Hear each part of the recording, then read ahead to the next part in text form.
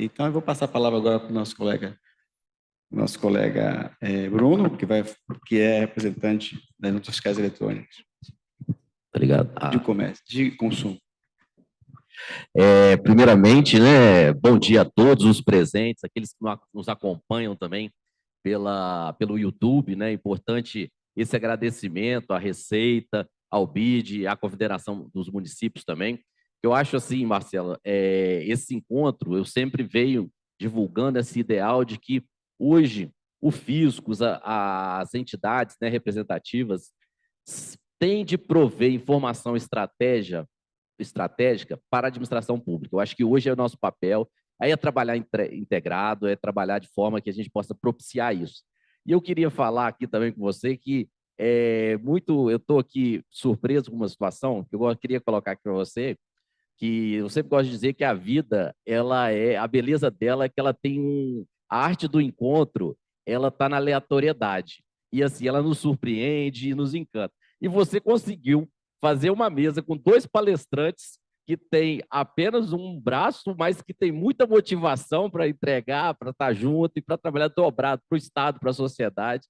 E a gente está junto. Então, já fica aqui, Zé Maria, já que a parceria tinha que nascer com a NFC, já nasceu bem aqui, porque já tem uma afinidade e a gente tem muita coisa para descobrir com a NFC. Então, como eu sou, primeiro que eu não tenho o talento, Zé Maria, de passar e ainda ter o microfone, eu vou falar até porque eu sou muito inquieto, então é melhor ficar ali em cima para eu não ficar aqui de cair da cadeira.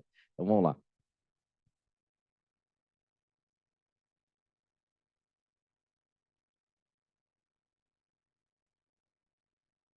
Alô, alô? Beleza.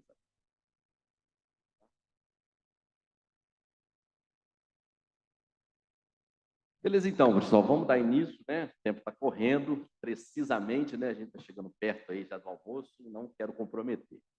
Então, o nosso grupo do Encate trabalha literalmente com a nota fiscal, tem uma liderança composta, né, por representantes de vários estados. Queria também aqui parabenizar um dos líderes e coordenadores, doutor Eudaldo Almeida, que iniciou o projeto da NFC, que fez essa transformação no varejo e hoje é um potencial, eu falo que é uma para mineração, para trabalhar os dados, a NFC é a nossa hoje a matéria-prima e tem muita relevância da minuciosidade de uma microeconomia a ser trabalhada. Então, a NFC pode ser mais um alicerce desse trabalho conjunto, Receita, fiscos, né, em suas federações, a questão também com o IPE, IBGE e outros órgãos que querem utilizar essa informação de forma estratégica.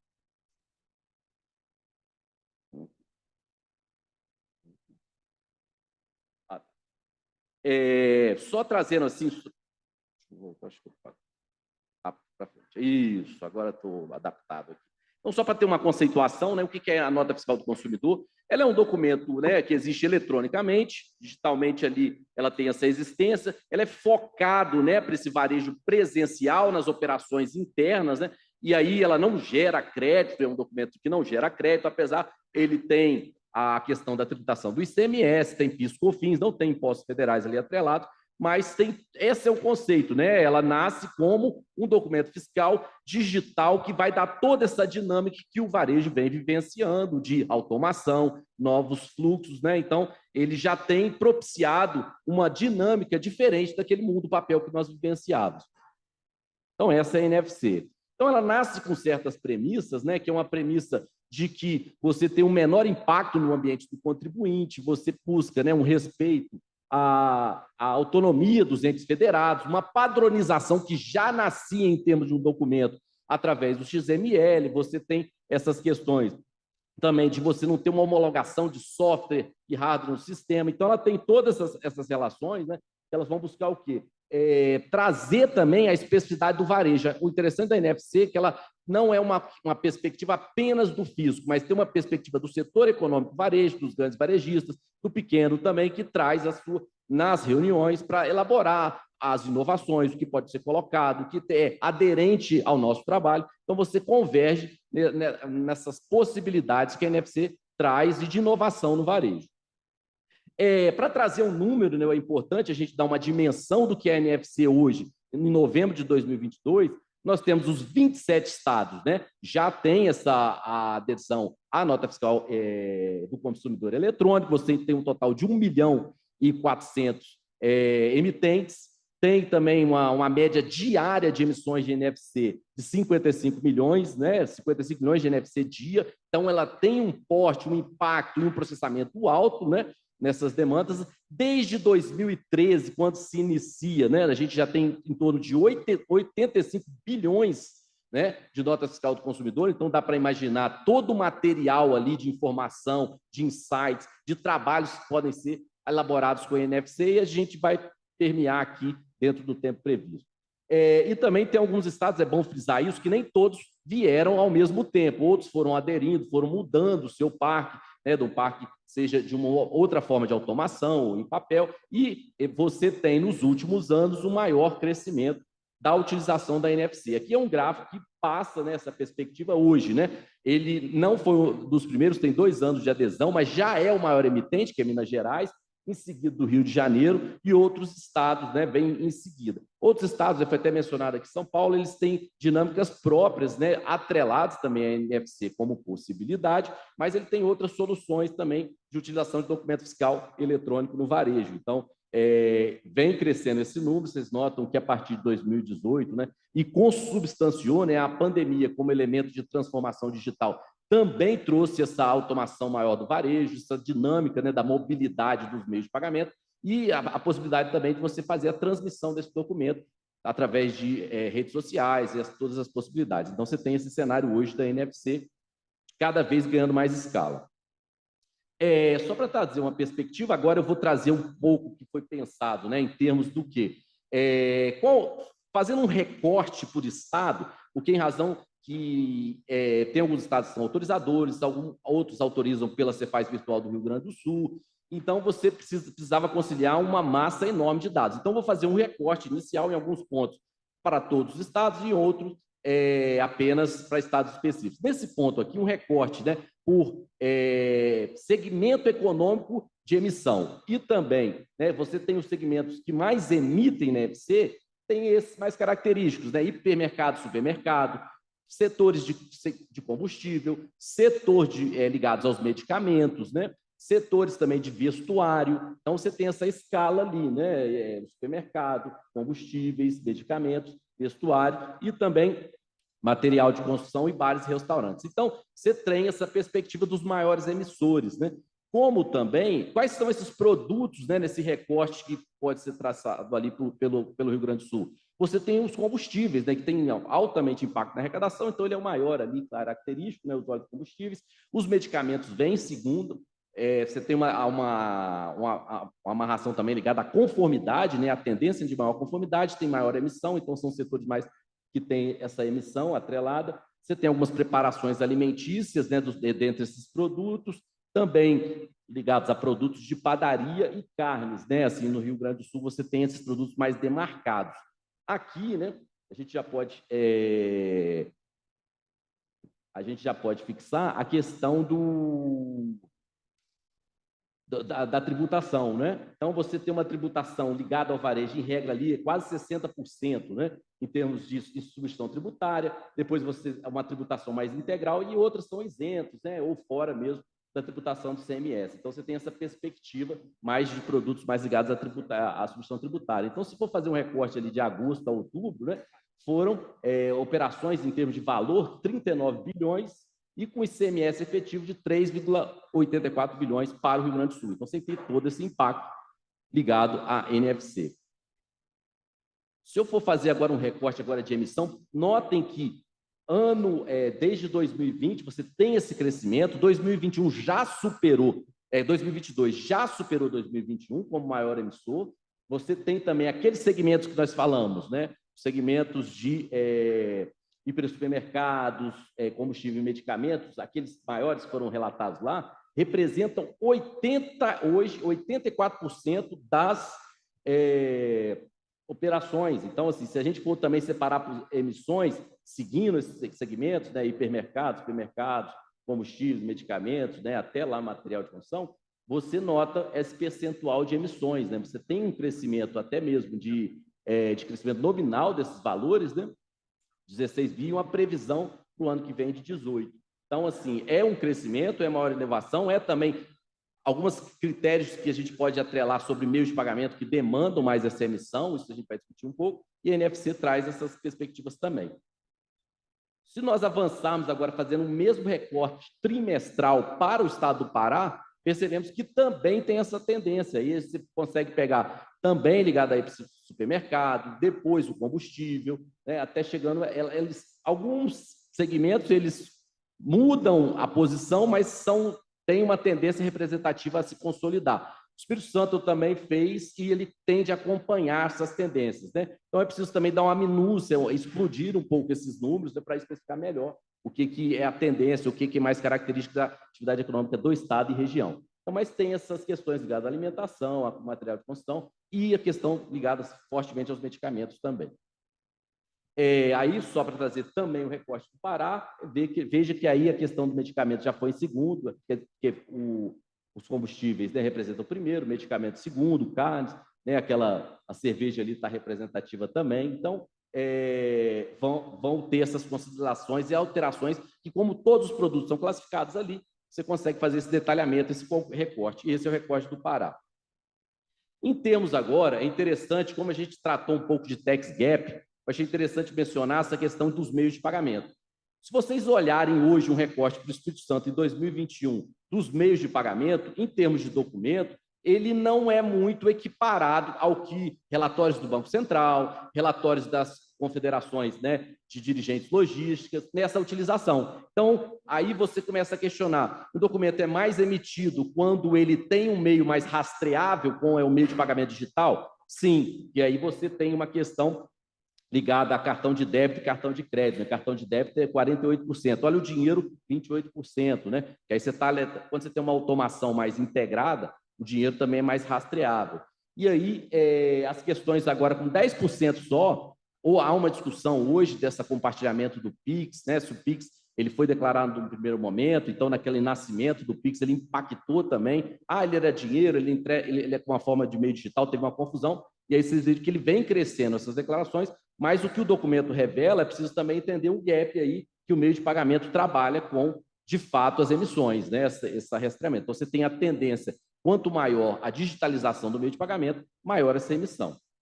Então, fica essa questão, e só para anotar no Espírito Santo, esse percentual de autorização e os valores de 2021. Então, assim, pensando em gap efetivamente, de fato é o quê? É poder mensurar, né, essas atividades econômicas com mais representatividade junto ao consumidor final, onde que você vai alinhar, né, essa análise, né, que passa na base de dados hoje, todo o elo, a NFC, ela, de certa forma, ela pega essa cadeia desde a indústria e vai até o consumidor final. Então, quando você faz esse ajuste com as bases de dados da nota fiscal eletrônica, arrecadação e também o ponto final, que é a NFC, você ganha maior fluidez e também transparência e detalhamento dessa cadeia econômica. Né? E aí você pode trazer também uma interpretação que está nos documentos fiscais eletrônicos, principalmente na NFC, é se há algum tipo de desoneração, né? Através de codificação, ou seja, código da situação tributária. Existe um código também específico que alguns estados aplicam, que é o Código de Benefício Fiscal. Então, você pode entender qual é o impacto, de fato, da renúncia, do gap. Então, passa por ali. E também as caracterizações do tipo de empresa, que também é qualificado. Né? Se é uma empresa optante ou as operações se sustentam na submissão tributária, se é do Simples Nacional, se ela também tem uma característica de inadimplência, para que toda a questão da elaboração estrutural do gap seja um gap ali ligado a essa brecha de arrecadação ou de aplicação política da norma, de fato tenha uma proximidade com o consumo e a gente entenda essa microgestão ligada àquela economia mais desse Brasil profundo mesmo, seja em termos do pequeno e das situações econômicas que vivencia através desse documento ligado ao varejo. Então, assim, agora, já que eu falei, né, mencionei, para encerrar, vou cumprir ali no horário, mas vocês estão seguindo, né? Aí, o que vai tratar é o seguinte, soluções que até do aplicativo menor preço, né, do aplicativo Nota Fiscal Fácil, que é uma solução do quê? Da conformidade, simplicidade, simplificação para o pequeno. Então, o pequeno vai ter uma estimulação com simplificação e conformidade para emitir o documento. Então, já tem um aplicativo da Nota Fiscal Fácil, que emite nota fiscal do consumidor para esse pequeno varejo, grátis, com conformidade, porque ele faz todas as classificações fiscais, E também ele vai já trazer de forma simplificada e uma forma que o próprio contribuinte não vai pensar em toda a dinâmica da complexidade burocrática e tributária. Isso o próprio aplicativo resolve e emite. Então, já é uma solução para facilitar o pequeno varejismo. E outra solução que ganhou muito escala, né? Aí já é uma solução estratégia das informações. É o quê? O Menor Preço Brasil, que se sustenta também nas notas, e aí ele foi muito utilizado na pandemia, porque as pessoas não podiam se deslocar e utilizaram o aplicativo para, ao entorno dele, quais, segundo as notas fiscais do consumidor, e até um pouco de nota fiscal eletrônica, ele poderia buscar, poderia consultar. Então, essas consultas, elas se estruturavam como uma fonte de dados. E até o aplicativo Melhor Hora, que é da Cefaz Rondônia, que buscava definir qual é a melhor hora de eu ir em tal estabelecimento. Então, você tinha essas minúcias de detalhes que são, hoje, para se basear, né? A tomada de decisão são muito interessantes. Por isso que, olha o que veio que o menor preço trouxe até para a reflexão de política pública da saúde. Olha, Marcelo, isso daqui. Você tem um crescimento das consultas, 20 milhões de consultas em 2022. Você tem 262 mil itens retornados. E aí, o que as pessoas buscam mais? O código de barra, porque é mais fácil, aí não tem tanto erro, então busca conformidade. Ou a descrição do produto, eles querem, que produto eu estou pesquisando? E já o combustível, que é a terceira opção, ele tem já definido os próprios combustíveis. Uma coisa interessante que surgiu, um insight em análise, é que a gente percebeu que no avançar da pandemia, um perfil do consumo e da consulta se modificou um pouco. Antes eram produtos de higiene, domésticos. Se vocês notarem hoje, os produtos mudaram um pouco, ligados a medicamentos, ligados a antidepressivos, ansiolíticos e remédios para dor. Então, até para utilizar para uma política pública, você tem um insight ali de um aplicativo que trouxe. Como é que você direciona uma política pública? O que a população está procurando? E foi um insight que veio desse aplicativo.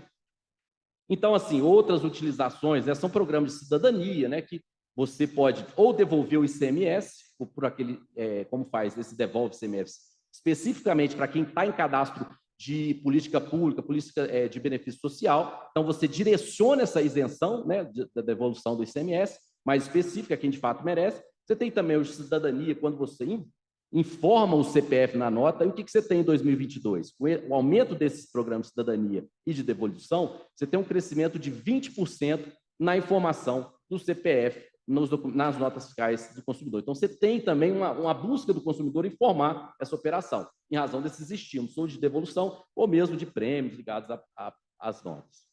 Então, encerrando essa apresentação mesmo, entender assim, né? Hoje, o papel da Receita Federal, às vezes, não está, como no SPED, ainda não está delimitado na questão da distribuição. A gente precisa trabalhar isso melhor, a distribuição da NFC, como é que ela fica, assim como é no SPED, trabalhar também essa distribuição da NFC para que ela seja esse hub e esse provedor de integração, até para melhor trabalhar as agências, os dados. Essa questão também, o custo do processamento é impactante, principalmente para os estados que têm uma maior demanda ou vem crescendo, e até aquele estado que não faz a própria autorização, ele depende da estrutura da Cefaz do Rio Grande do Sul, então ele demanda também um terceiro esse processamento. Seja também o modelo, ele tem uma escala diferenciada, seja para Santa Catarina e Minas Gerais, que estão vindo nos últimos tempos na adesão, e estados que, como São Paulo e Ceará, que têm modelos que têm uma similitude com a NFC, mas tem um modelo mais específico, mais diversificado para aquele estado que ainda precisa de algumas integrações. Então, era isso. Obrigado pela paciência. Eu acho que queria deixar essa parte e seguimos para aprender com os outros colegas também. Obrigado.